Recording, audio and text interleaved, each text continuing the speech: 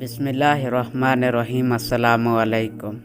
اللہ تعالیٰ کا یہ دستور ہے کہ کسی کو صرف بیٹی عطا فرماتا ہے اور کسی کو صرف بیٹا دیتا ہے، اور کچھ لوگوں کو بیٹا اور بیٹی دونوں ہی عطا فرما دیتا ہے، اور کچھ ایسے لوگ بھی ہیں جن کو بانجھ بنا دیتا ہے، نہ انہیں بیٹی دیتا ہے نہ بیٹا۔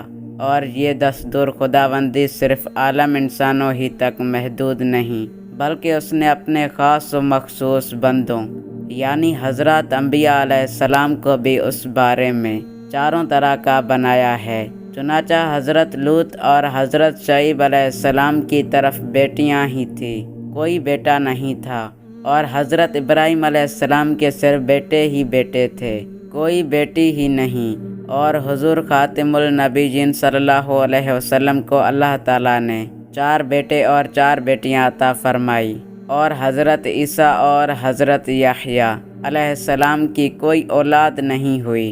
قرآن مجید میں رب العز و جل نے اس مضمون کو ان الفاظ میں بیان فرمایا ہے۔ اس کا ترجمہ یہ ہے: خدا جسے چاہے بیٹیاں عطا فرمائے اور جسے چاہے بیٹے دے یا دونوں ملا دے، بیٹے اور بیٹیاں، اور جسے چاہے بانجھ کر دے، بے شک وہ علم و قدرت والا ہے۔ اللہ تعالیٰ بیٹی دے یا بیٹا دے یا دونوں عطا فرمائے یا بانجھ بنا دے، بہرحال یہ سب ہی خدا کی نعمتیں ہیں۔ مذکورہ بالا آیت کے آخری حصہ میں یہ فرمایا ہے، اس کا ترجمہ یہ ہے: میں اسی طرح اشارہ ہے کہ کون اس لائق ہے کہ اس کو بیٹی ملے اور کون اس قابل ہے کہ اس کو بیٹا ملے، اور کون اس کی اہمیت رکھتا ہے کہ اس کو بیٹا اور بیٹی ملے، اور کون ایسا ہے کہ اس کے حق میں یہی بہتر ہے کہ اس کے ہاں کوئی اولاد نہ ہو۔ ان باتوں کو اللہ تعالیٰ ہی خوب جانتا ہے، کیونکہ وہ بہت علم والا اور بڑی قدرت والا ہے۔ انسان اپنے ہزار علم و آگہی کے باوجود اس معاملہ کو نہیں جانتا کہ انسان کے حق میں کیا بہتر ہے اور کیا بہتر نہیں ہے۔ یہ اللہ ہی جانتا ہے کہ انسان کے حق میں کیا بہتر ہے۔ قرآن مجید میں اللہ تعالیٰ نے ارشاد فرمایا ہے: ہو سکتا ہے کہ تم لوگ ایک چیز کو ناپسند سمجھو، حالانکہ وہ تمہارے حق میں بہت اچھی ہے، اور ہو سکتا ہے کہ ایک چیز کو تم لوگ پسند کرو، حالانکہ وہ تمہارے حق میں بہت بری ہے۔ اس لیے بندوں کو چاہیے کہ اگر اپنی خواہش کے مطابق کوئی چیز نہ مل سکے تو ہرگز ناراض نہ ہو، بلکہ یہ سوچ کر صبر کریں کہ ہم اس چیز کے لائق ہی نہیں تھے، اس لیے ہمیں خدا نے نہیں دیا۔ وہ زیادہ علم و قدیر ہے، وہ خوب جانتا ہے کہ کون کس چیز کا اہل ہے اور کون اہل نہیں۔ اس زمانے میں دیکھا گیا ہے کہ بعض لوگ بیٹیوں کی پیدائش سے جھڑتے اور منہ بگاڑ لیتے ہیں، بلکہ بعض بد نصیب تو اول پھول بک کر کفران نعمت کے گناہ میں مبتلا ہو جاتے ہیں۔